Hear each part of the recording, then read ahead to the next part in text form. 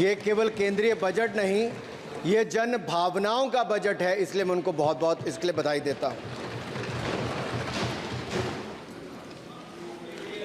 अगर आप बजट की ओर देखेंगे, इसकी भूरी भूरी प्रशंसा सब तरफ से हुई, लेकिन एक नेता ने यहाँ खड़े होकर जिस तरह से पहले कटाक्ष किया कमल पर, न जाने कमल से उनको क्या विरोध है, लेकिन कमल के लिए, कमल का अगर शब्द का प्रयोग राजीव नाम के लिए भी किया जाता है, कमल के फूल को अगर राजीव कहेंगे तो वो भी है, लेकिन कहीं ना कहीं कमल को बुरा दिखाने का प्रयास किया गया।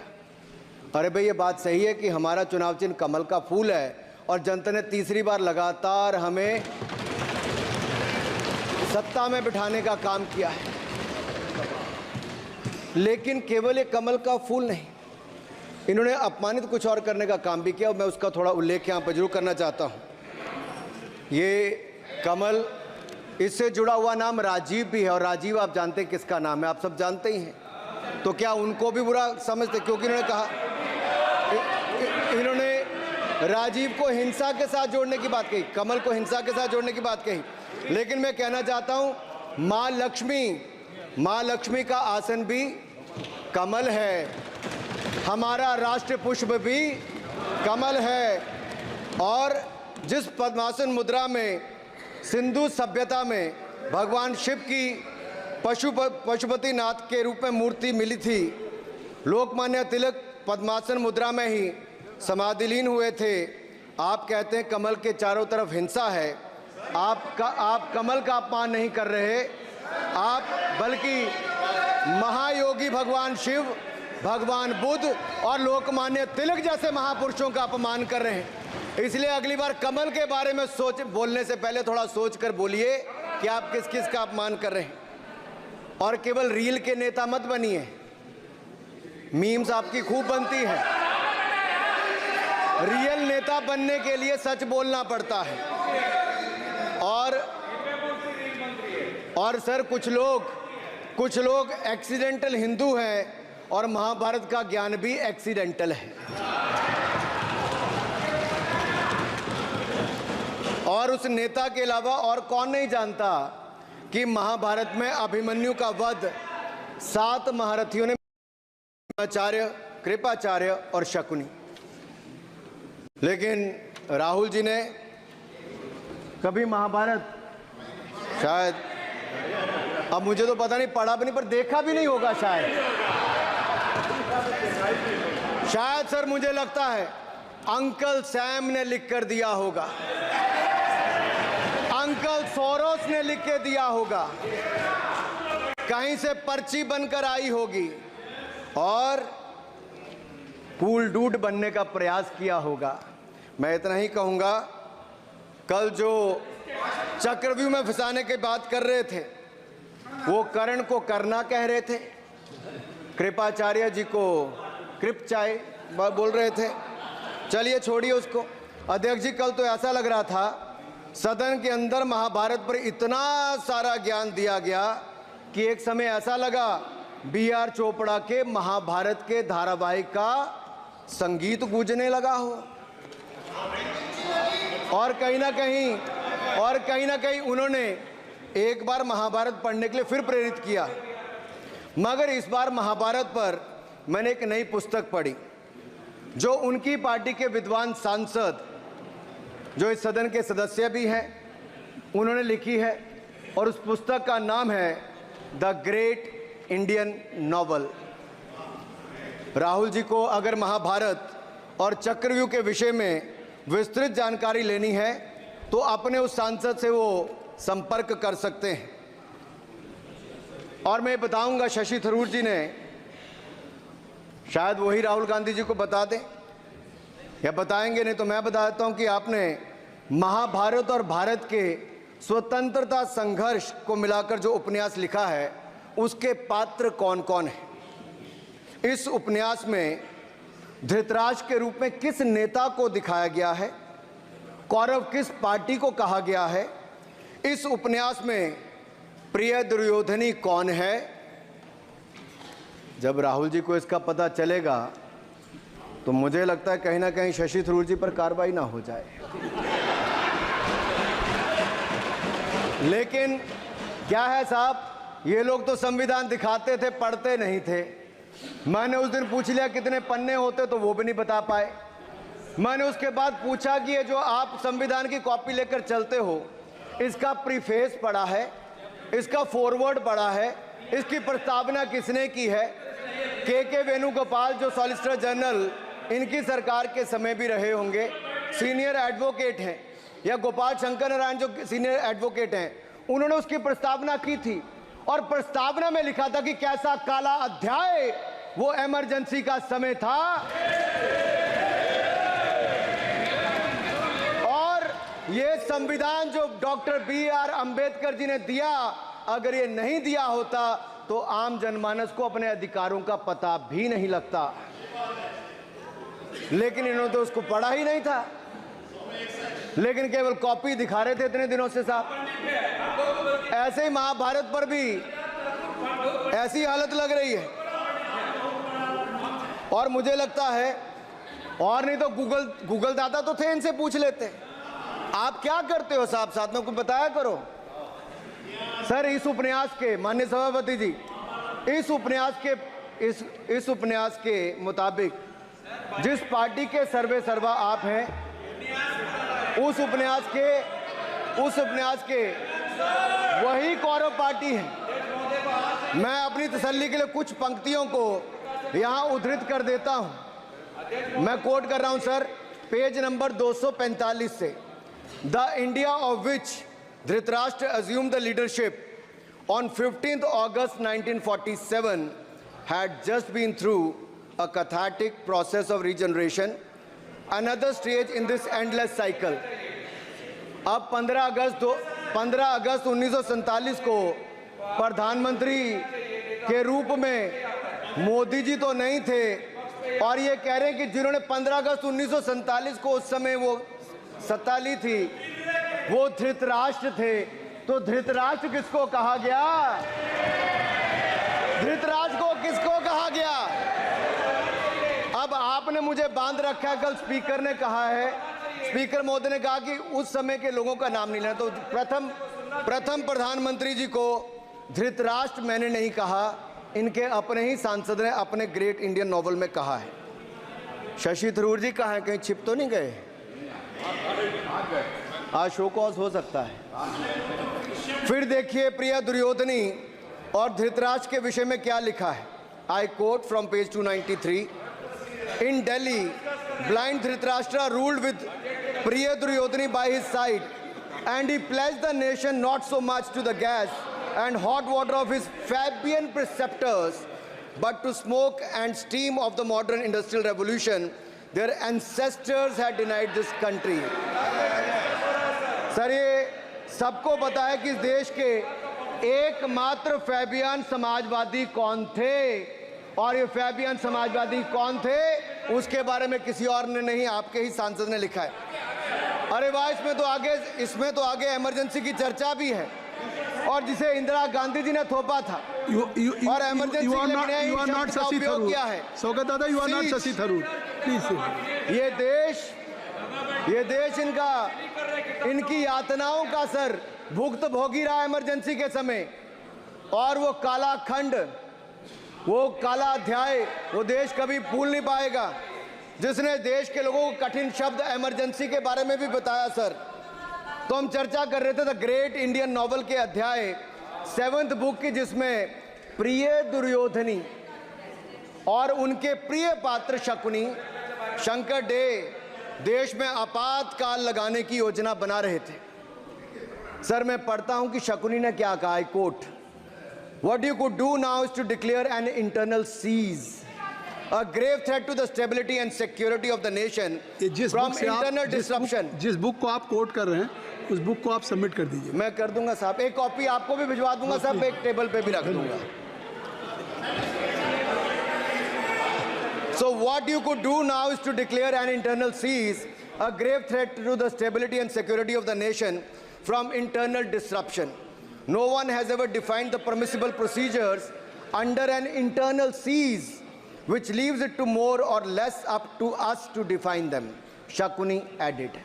And the next, sir, from page 366, I quote, not to mention censorship of the press है, not to mention censorship of the press, which is nowhere explicitly ruled out in the Constitution, suspension of certain fundamental rights, free speech, assembly, and that sort of things, and measures to put up the judiciary in their place, said Shakuni. Kindly sit down.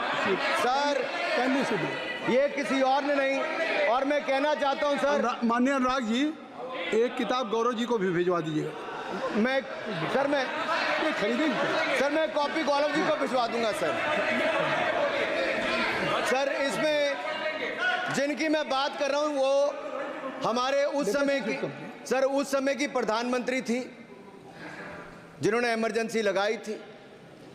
एक नेता की स्वर्गीय दादी जी भी हैं, और मैं उनके नाम के आगे प्रियदर्शनी भी लिखा जाता था, और उन्होंने इमरजेंसी लगाई थी।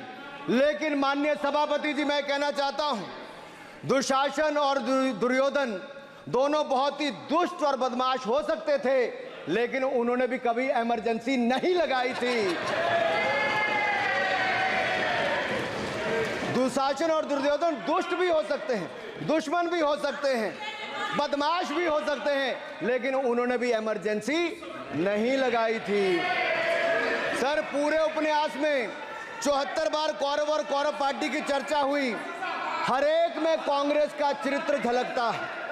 राहुल जी सदन में हजारों साल पूर्व हुए महाभारत की कहानी सुना रहे थे, मगर उनकी अपनी पार्टी के पढ़े लिखे एक विद्वान पूर्व मंत्री और सांसद आज के महाभारत की कहानी लिखते हुए बताते हैं कि कौन कौरव था, कौन शकुनी था, कौन धृतराष्ट्र था, कौन दुशासन था, कौन दुर्योधन था, कौन कर्ण था। जरूर पढ़िएगा, सबके किरदार उसी में मिलने वाले हैं। और शायद जिस समय शशि थरूर जी लिख रहे थे उस समय आपका टैलेंट इनको पता नहीं था, नहीं तो 100 पन्ने तो आप पे ही लिख देते साहब। आप चाहते कार्रवाई हो जाए। माननीय सभापति जी,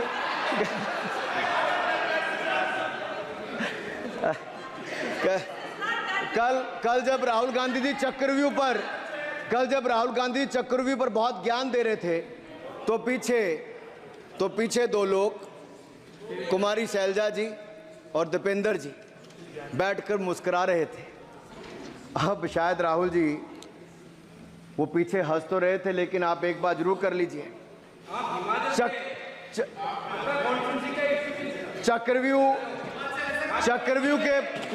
के परिप्रेक्ष्य में इन दोनों से बेहतर कौन बता सकता है हरियाणा के चुनाव आने वाले हैं। जान लीजिए कि कौन शकुनी है और कौन अभिमन्यु है, नहीं तो बहुत देर हो जाएगी। आपको एक और सुझाव है, और मैं इतना जरूर कहूंगा, आपने तो कई सारे चक्रव्यूह बनाने का काम किया सर, और जब उस समय किशोर अभिमन्यु पर कौरवों ने युद्ध नीति के विपरीत जाकर प्रहार किया था, तो मैं कुछ कहना चाहता हूं। इतने में पुत्र दुशासन ने पीछे सा था वार किया, निष्प्राण हुए एक गदा से सिर पर था प्रहार किया। मां धरती की गोद में वह आंख मूंद कर सो गया, अंबर का तेजस्वी तारा धूमकेतु सा खो गया। लेकिन कोई तारे का तेज फीका नहीं कर सकता, वीर गति पाकर अमर हुआ हो कभी नहीं मर सकता है। पुत्र सुभद्रा कुरुक्षेत्र में जिसकी अमर कहानी थी, 9 माह में सीखी विद्या जब 16 साल जवानी थी। अब उस अभिमन्यु को जिसने सारे चक्रव्यूह को तोड़ने का काम किया, मैं इतना ही कहूंगा, चक्रव्यूह का प्रसंग छेड़कर आपने अच्छा किया। इस देश ने बहुत सारे चक्रव्यूह देखे, कांग्रेस का चक्रव्यूह सर, इसके 7 किरदार मैं बताता हूं सर। पहला कांग्रेस, दूसरा पंडित नेहरू, सर नाम लेने के लिए मना किया, मैं दूसरी तरह से बोलता हूं। पहला कांग्रेस, दूसरे पहले प्रधानमंत्री एनजी, फिर तीसरा किरदार आईजी पूर्व प्रधानमंत्री, चौथा RG1 उस समय के प्रधानमंत्री, 5वां SG, 6वां RG2 और 7वां आप सब जानते ही हैं। आप समझदार हैं, समझ गए होंगे सर। पहले चक्रव्यूह ने देश को विभाजन कराया, पहले चक्रव्यूह ने देश का विभाजन करवाया और दूसरे जो एनजी उन्होंने देश को कश्मीर की समस्या दी और चीनियों को भारत की भूमि सौगात में दी, चीनियों को भारत भूमि सौगात में दी। सर तीसरे चक्रव्यूह आईजी ने, पूर्व प्रधानमंत्री आईजी ने देश को आपातकाल दी, इमरजेंसी दी और पंजाब में अशांति दी। चौथे जो आरजी-1 है, आरजी-1 ने बोफोर्स दिया और सिखों का निस्सहार किया। पांचवें जो ऐसी हैं, उन्होंने सनातन धर्म परंपरा के प्रति नफरत का नैरेटिव बनाया, 12 लाख के करोड़ के घोटालों को संरक्षण प्रदान किया, देश की आर्थिक अर्थव्यवस्था को भंवर जाल में फंसाया। और छठे ठहरे आप, जिन्होंने पिछले 15 सालों में देश की राजनीति, संसदीय परंपरा और संस्कृति को इतना नुकसान पहुंचाया जितने कि ये बाकी 6 मिलकर चक्रव्यूह एक साथ मिलकर भी नहीं कर पाए। और रही 7वीं, उनका मैं नाम नहीं लूंगा, मैं इतना ही कहूंगा सभापति जी, 7 चक्रव्यूह ने मिलकर देश को गरीबी, भूखमरी, आतंकवाद, कट्टरवाद जैसे अनगिनत दुष्चक्रों में फंसा दिया था। देश को हमने इन आपके दुष्चक्रों से बचाया है, आजाद कराया और माननीय प्रधानमंत्री मोदी जी के नेतृत्व में विकास रथ को आगे बढ़ाया। आज दुनिया में भारत को 5वीं बड़ी अर्थव्यवस्था बनाया। आप जिस अभिमन्यु को घेरने की कोशिश पिछले 22 सालों से कर रहे हैं, गुजरात से लेकर दिल्ली तक, आपके योद्धा और आपकी सरकारें निपट गई, लेकिन आप उनको घेर पाए क्योंकि वो जनता के दिलों में बसे हैं। आज यहाँ 293 अभिमन्यु बैठे हैं, भले ही आपके पास करण जैसे धुरंधर हो, शकुनी जैसे कुटिल रणनीतिकार हो, धर्म हमारे साथ है, धर्म हमारे साथ है। भले ही आपके पास नारायणी सेना हो, लेकिन स्वयं भगवान कृष्ण हमारे साथ है, स्वयं भगवान कृष्ण हमारे साथ है।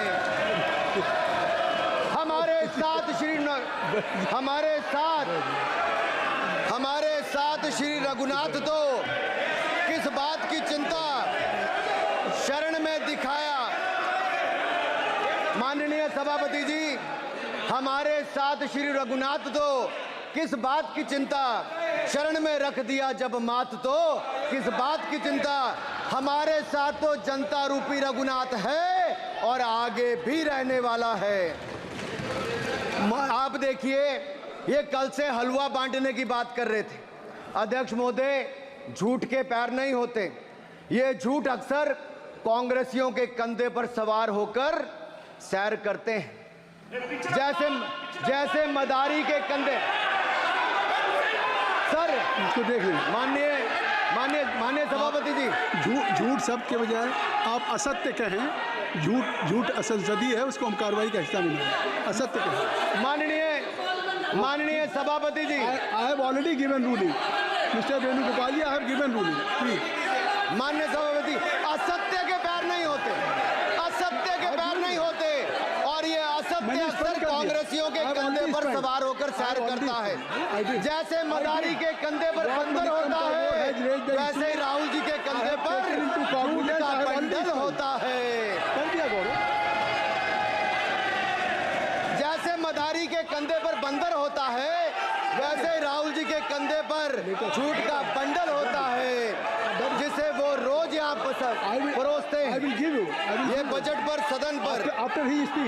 माननीय सभापति जी, जिस व्यक्ति को बजट निर्माण की प्रक्रिया का पता ना हो, संसदीय कार्य में रुचि ना हो, मात्र अध्यादेश को फाड़ने का काम किया हो, उससे क्या अपेक्षा की जा सकती है। मैं पूछना चाहता हूँ, हलवा किसको मिला? मैं पूछता हूँ, हलवा किसको मिला? राहुल जी बताइए, हलवे की बात की थी, जीभ घोटाले का हलवा किसने खाया? वो फोर्स घोटाले का हलवा किसने खाया? अंतरिक्ष देवास घोटाले का हलवा किसने खाया? नेशनल हेराल्ड के घोटाले का हलवा किसने खाया? सबमरीन घोटाले का हलवा किसने खाया? अगस्ता वेस्टलैंड घोटाले का हलवा किसने खाया? टूजी स्कैम हलवा किसने खाया? कॉमनवेल्थ स्कैम का हलवा किसने खाया? कोयला घोटाले का हलवा किसने खाया? वाल्मीकि योजना घोटाले का हलवा किसने खाया? चारा घोटाले का हलवा किसने खाया? यूरिया स्कैम का हलवा किसने खाया? राहुल जी, हलवा मीठा था या फीका? माननीय सभापति जी, कुछ लोग ओबीसी की बात करते हैं। मैं ये कहता हूं, इनके लिए ओबीसी है। गौरव सुनिए, गौरव बड़ा इंपॉर्टेंट है। आप kindly address to the chair. माननीय सर, इनके लिए ओबीसी का मतलब है only for brother in law commission, only for brother in law commission. और only for brother in law commission के लिए काम करने वाली पार्टी अदर बैकवर्ड कास्ट की बात करती है तो आर्नी को भी पंखे के साथ लटकर आत्महत्या कर लेनी चाहिए। मतलब जिस पार्टी ने अपने पार्टी के अध्यक्ष जो एक पिछड़े वंचित समाज से आते थे, उनको धोती से खींचकर पार्टी से बाहर निकाल दिया हो, उसके शहजादे हमें ज्ञान बांट रहे। अरे साहब, इनको पहले तो एलओपी का मतलब समझना पड़ेगा। ये लीडर ऑफ प्रोपेगेंडा नहीं, लीडर ऑफ ऑपोजिशन है। इसका मतलब लीडर ऑफ ऑपोजिशन है। On behalf of Sir, his ये party. leader- Kindly listen me. माननीय अध्यक्ष जी, आप माननीय अध्यक्ष जी, मैं जवाब आपका दे रहा हूँ। माननीय सभापति जी, माननीय मंत्री जी, एक मिनट चुप है। सुनिए, माननीय गौरव जी, आप या माननीय सदस्य जो कह रहे हैं, मैं समझता हूं कि माननीय राहुल जी एलओपी, उन्होंने भी बात कही सरकार पे या सरकार के मंत्रियों के लिए नाम लिया, तो उसका जवाब अगर वो दे रहे हैं, अनपार्लियामेंट्री वर्ड जो होगा उसको मैं स्पंज करता हूँ। मैं अनपार्लियामेंट्री मैं उन्होंने झूठ कहा था, मैंने उसको स्पंज कर दिया। मैंने स्पंज कर दिया। अनुराग ठाकुर जी, सर, माननीय अध्यक्ष जी, माननीय सभापति जी, आप देखिए, मैं इतना ही कहना चाहता हूं कि अब झूठ परोसना बंद कर दें, क्योंकि एलओपी का मतलब लीडर ऑफ प्रोपेगेंडा नहीं, लीडर ऑफ ऑपोजिशन होता है। अब संधि है, ठीक है, असत्य निराधार। जी सर, जी, उसके ठीक है, निराधार है सर। ओबीसी की बात, जनगणना की बात बहुत की जाती है। माननीय सभापति जी, जिसकी जात का पता नहीं वो गणना की बात करता है।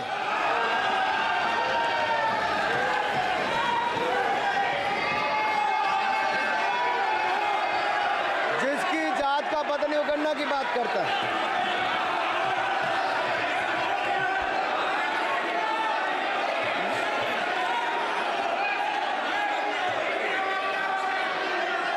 माननीय सभापति जी,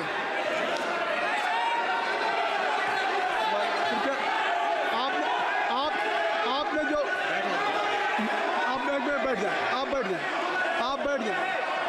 आप बैठ जाएं। माननीय अखिलेश जी, आपने जो बात उठाई है मैं उसको दिखवा लूँगा। मैं आपकी बात को ले रहा हूँ। उन्होंने जो बात कही है, आप जो विरोध कर रहे हैं, मैं उसको दिखवा लूँगा। आपने जो बात कही उसको मैं दिखवा लूँगा। अनुराग जी, माननीय सभापति जी, कृपया आप लोग बैठ जाएं। आप बैठ जाएं। अच्छा, आप बैठ जाएं। ठीक है। गौरव जी,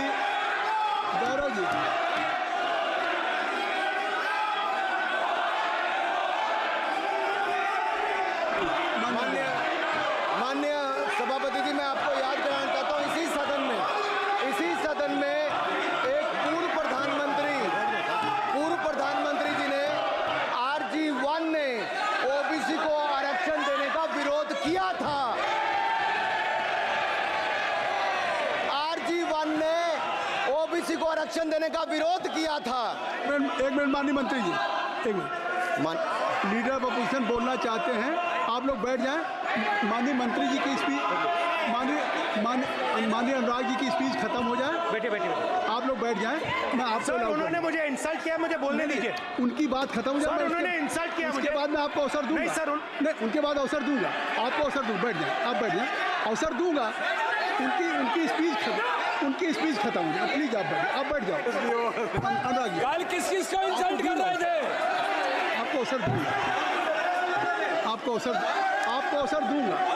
अजय एक मिनट बैठ जाए, आप बैठ जाए। सर एक मैं क्लैरिटी कर दूं। सर मैंने कहा एक मिनट बैठ जाए आप। सर, एक मिनट बैठ जाए आप सब लोग बैठ जाए। अच्छा, आप सब लोग बैठ जाए। चल, अब लीडर ऑफ अपोजिशन को मैं बुला रहा हूँ। अब ये पर is it fair if I am allowed to your leader of opposition? Is it fair? मैं फिर उनको बुला लूँगा। नहीं तो मैं आपको बुला रहा हूँ तो पहले बैठ जाएं। पहले लोग बैठ जाएं। पहले बैठाइए सर। सब लोग बैठ जाएं। पहले सब लोग बैठ जाएं तब मैं आपको अलाउ करूँ। सब बैठ जाएं, मैं आपको अलाउ करूँ। मैं आपको अलाउ करूँगा, सब बैठ जाएं। मैं अलाउ करूँगा।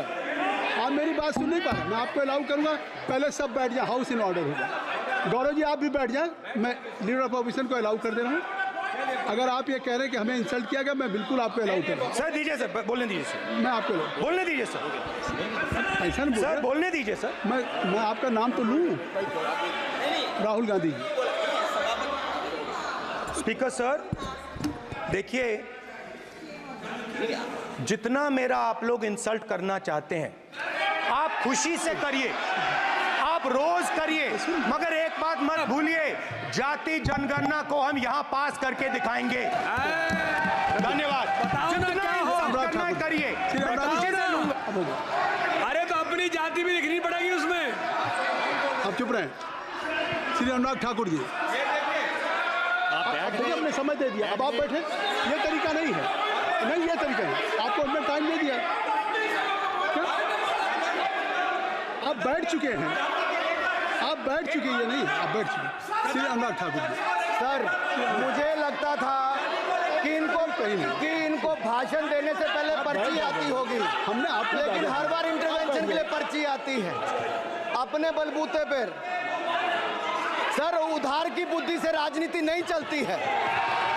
उधार की बुद्धि से राजनीति नहीं चलती है। यहाँ पर्ची लेने से काम नहीं चलता है। आप बोल के हटते हो, फिर पर्ची आती, फिर बोलते हो।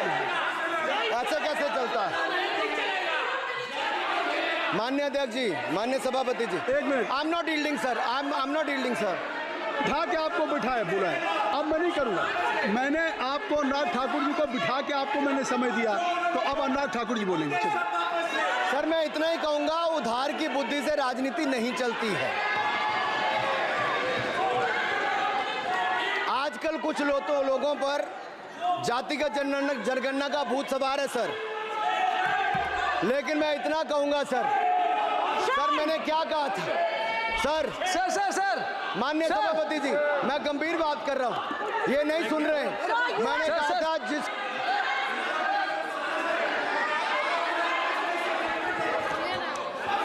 ठाकुर टैगोर प्लीज।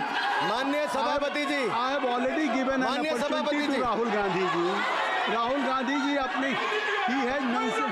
उन्होंने he has express his feeling जो उनको था। नहीं आप बेल से बाहर आ जाए, कृपया आप बेल से आ जाएं, फिर मैं उनको फिर समय दे दूंगा, जी सर मैंने कहा था कि जिसको जात का पता नहीं वो गणना की बात करता है। मैंने नाम किसी का नहीं लिया था सर, नाम तो किसी का नहीं लिया था,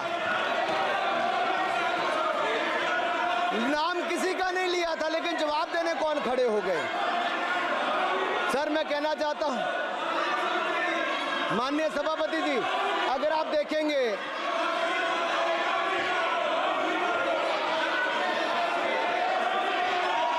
मैंने अनुराग जी को बिठा के मैंने माननीय राहुल गांधी को समय दिया, मैंने अनुराग ठाकुर जी को बिठा के, तो कृपया आप लोग जब एलओपी को टाइम मिल गया तो आप सदन में व्यवधान आप फिर बोलना चाहते हैं, आप खड़े हो जाइए, आप फिर बोलना चाहते हैं, खड़े हो जाइए, चलिए खड़े हो जाइए, आप लोग जाइए बिल से बाहर।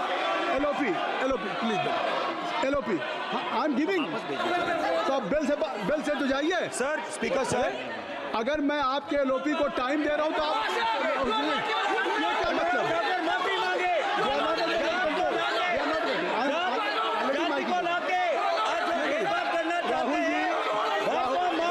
राहुल गांधी जी, हमने आपको समय दिया, अपने मेंबर से कहिए कि बैठे तक तो आप बोलेंगे, बैठिए तब तो बोलेंगे भाई। राहुल गांधी जी कह रहे तब तो बोलेंगे। आप अंदर आइए, चलिए हाईवे सबको ले जाइए प्लीज। सर माइक लीजिए सर। एक मिनट माइक मिल जाएगा आपको, माइक मिल जाएगा। बेल खाली कर दीजिए। इतनी अच्छी वर्षा पूरा देश इतनी अच्छा बजट पे स्पीच दे रहा है। You have already spoken. Rahul ने कह दिया अभी हम अब आप अपने लीडर का सम्मान करें। हमने आपके लीडर को दूसरी बार फिर बुला रहा हूं, आप अपने लीडर का सम्मान करें। हाउस के एलओपी हैं और अगर मैं उनको दूसरी बार बुला रहा हूं, उनको बिठा दिया माननीय सदस्य को, तो कृपया आप लोग तो कम से कम इस बात को महसूस करें। मिस्टर केसी नहीं, please don't be mister Rahul Gandhi आप लोग बैठिए। राहुल स्पीकर सर, बोलने का मन क्या था? स्पीकर सर, सर माइक नहीं सर, माइक यहाँ से नहीं जाती। स्पीकर सर, मैं नाम जो ले भी लूंगा, माइक आ जाएगा। स्पीकर सर, जो भी इस देश में दलितों की, आदिवासियों की, पिछड़ों की बात उठाता है, जो भी उनके लिए लड़ता है, उसको गाली खाना ही पड़ता है। और मैं ये सब गालियां खुशी से खाऊंगा, क्योंकि महाभारत की बात हुई तो महाभारत में अर्जुन को सिर्फ मच्छी की आंख दिख रही थी, उसी प्रकार मुझे सिर्फ मच्छी की आंख दिख रही है। जाति जनगणना हम करा के दिखाएंगे। खत्म। आपको जितनी गाली देनी है आप दीजिए, हम खुशी से लेंगे। धन्यवाद। गौरव, धन्यवाद। श्री अनुराग ठाकुर जी। गौरव जी, नहीं गौरव जी, आप देखिए। गौरव जी, आपको हमने समय दीजिए।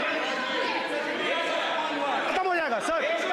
श्री राहुल गांधी, खत्म हो जाएगा सर। श्री राहुल गांधी प्लीज राहुल गांधी जी, ये तय कर ली। मुझे जब आप चाह रहे हैं मैं आपको बोलने का अवसर दे रहा हाँ, हूं, तो कम से कम गौरव जी आपके बोलने के बाद ऐसी परिस्थिति न क्रिएट करें कि सदन को चलाने की जिम्मेदारी जितनी सत्ता पक्ष की है उतनी प्रतिपक्ष भी है।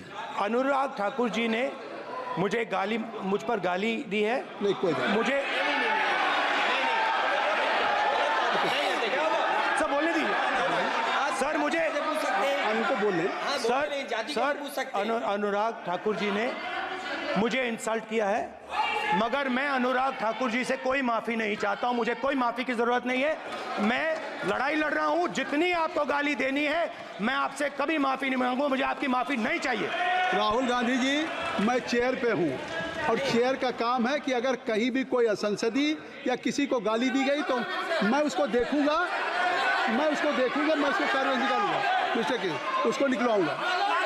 ठीक है, आप नहीं कर रहे हैं, लेकिन अगर दी है तो मैं उसको कार्रवाई का हिस्सा दिखवा के उसको स्पंज करूंगा। आपने कर दिया। सुन रहा हूँ मैं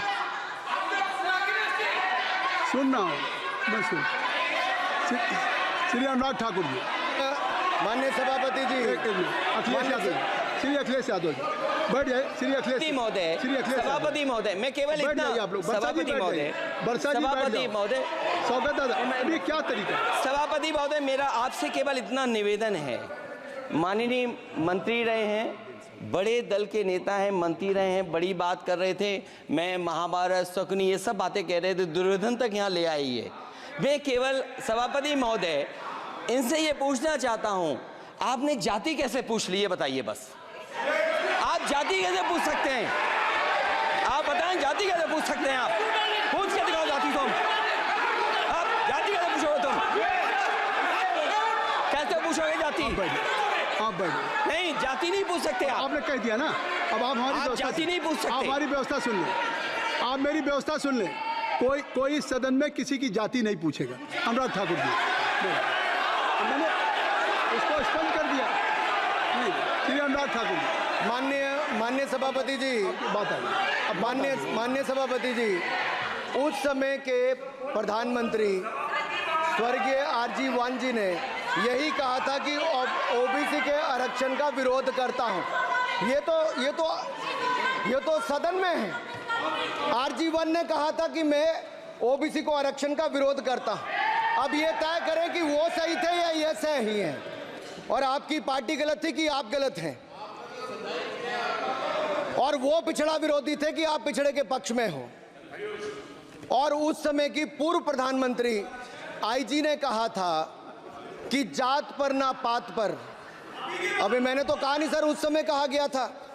और इसी तरह से ही कृपया अपना भाषण संक्षिप्त सर, करें। मंडल आयोग की रिपोर्ट हो, काका कालेलकर की रिपोर्ट हो, इस पर कौन वर्षों तक बैठा रहा सर? जवाब देना होगा इनको, कौन देगा जवाब?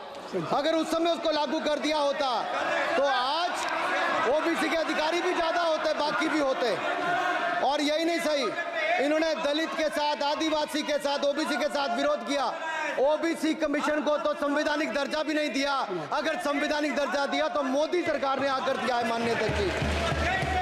और मैं इस सदन के लिए पढ़ देता हूं सर। नेहरू जी ने 1961 में आरक्षण के विरुद्ध में लिखा था, I quote, I react strongly against anything which leads to inefficiency and second rate standards. I want my country to be a first class country in everything.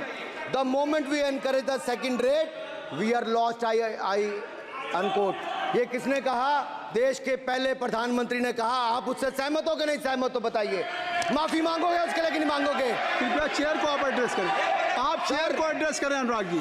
Sir मैं इतना ही कहूंगा और समाप्त करें। लहजे में बदजुबानी, चेहरे पर नकाब लिए फिरते हैं वो जिनके खुद के बही खाते बिगड़े हैं, वो हमारे हिसाब लिए करते हैं। बहुत बहुत धन्यवाद। नहीं सर, मेरे एक मिनट सर, मैं एक बात क्लियर कर दूं सर। मैंने किसी का नाम लेकर नहीं कहा, लेकिन कोई अपने आप क्यों खड़ा हुआ? मैंने किसी का नाम नहीं लिया था। आप रिकॉर्ड चेक कीजिए सर, आप रिकॉर्ड चेक कीजिए। और सर ये सारी बातें अगर आप देखेंगे, सबका साथ सबका, मैं रिकॉर्ड दिखवा लूंगा। आप दिखाइए सर। सबका साथ सबका विकास हमने किया सर। अगर अल्पसंख्यक के रूप में अगर किसी को राष्ट्रपति बनाया गया तो कलाम साहब को अटल बिहारी वाजपेयी जी की सरकार में बनाया गया। रामनाथ कोविंद जी को एससी समाज से आते थे, राष्ट्रपति बनाया गया तो मोदी जी की पहली सरकार में बनाया गया। एक महिला ट्राइबल को अपनी क्षमता के आधार पर अगर देश का राष्ट्रपति बनाया गया तो द्रौपदी मुर्मू को हमारी सरकार को। अगर ओबीसी प्रधानमंत्री है तो आज माननीय प्रधानमंत्री मोदी जी। आज सबसे ज्यादा मंत्री एससी एसटी ओबीसी है तो हमारी सरकार में सर मैं इतना ही कहूंगा। समाप्त करें सर। मैं 2 मिनट में खत्म। Sir 2 minute sir. MSP sir, ये एमएसपी की बात कर रहे थे सर। एमएसपी कौन लाया? एमएसपी सर 61 के युग में, उस समय के पहले प्रधानमंत्री जी ने लाए, लेकिन इन्होंने उसको गारंटी क्यों नहीं दिया भाई? 61 के बाद 66 में आप लाए। आप इतने सालों तक क्या करते रहे? क्यों नहीं आपने प्रावधान उसका किया? सर दूसरा मैं कहना चाहता हूं, कर्नाटक में 1200 किसानों की आत्महत्या की। 1200 किसानों ने गए आप मिलने के लिए। कितने एससी एसटी ओबीसी थे? कितने एससी एसटी ओबीसी थे? सर वहां के ओबीसी का पैसा, एससी एसटी का पैसा, उनका बजट 34% कर्नाटक में खत्म करके अलग कर दिया गया। पूछा आपने क्या उनसे? कौन किया?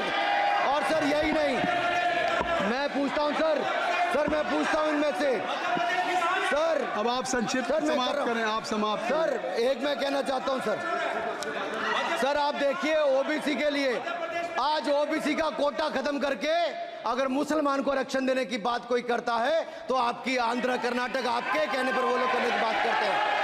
आप यहाँ पे ओबीसी की बात करते हो सर। माननीय सभापति जी, मैं एक बात और कहना चाहता हूँ यहाँ पर। एक बात सर, अग्निवीर की बात कही गई और अखिलेश यादव जी ने मेरा नाम लेके कहा। सर मैं हिमाचल प्रदेश से आता हूँ, बहुत छोटा राज्य, 70 लाख की आबादी है सर देश में कारगिल के समय सबसे ज्यादा शहादत दी तो हिमाचल के वीर सपूतों ने दी। 4 परमवीर चक्र विजेता हुए, 2 हमारे यहाँ से हुए। 1 रैंक 1 पेंशन, ये बात 40 साल तक इन्होंने दी सर। अगर दी तो प्रधानमंत्री नरेंद्र मोदी जी ने आकर दी। और ये नहीं सर, अग्निवीर योजना में 100% एम्प्लॉयमेंट की गारंटी है और हमारी 100%। सर एक बात अंत में लास्ट बात कह रहा हूँ सर, ये लास्ट है सर। मैं एक बात, ये आखिरी बात कह रहा हूँ सर। युवाओं के लिए बजट में बहुत कुछ है, नौकरी से लेके इंटर्नशिप से लेके बाकी सब। मैं निर्मला जी को और प्रधानमंत्री जी को बहुत बहुत उसके लिए बधाई देता हूं। सर, स्पेस सेक्टर के लिए 1000 रुपये वेंचर कैपिटल फंड भी दिया गया।